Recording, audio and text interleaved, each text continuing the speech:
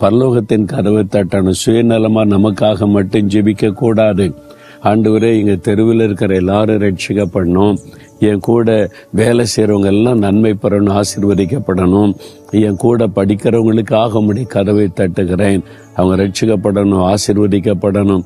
மற்றவர்களுக்காக பரலோகத்தின் கதவை தட்டி வேண்டுதல் செய்வது. இந்த 3 காரியத்தை மனதில் பதித்து கொள்ளுங்க. விசுவாசத்தோடு கேளுங்க. நீங்க வாய் திறந்து கேளுங்க. ஆண்டவரை தேடுங்க, அவருடைய முகத்தை தேடுங்க. மற்றவங்களுக்காக ஜெபம் பண்ணுங்க. இந்த வருஷம் உங்களுக்கு பரிபூர்ண ஆசீர்வாதமான வருஷமா இருக்கும். இந்த வருஷத்துல நன்மையான ஆசீர்வாதங்களை சம்பூரணமாய் பெறுவீங்க. அதுக்காக நான் ஜெபிக்க போகிறேன். அப்படியே கண்களை மூடுங்க.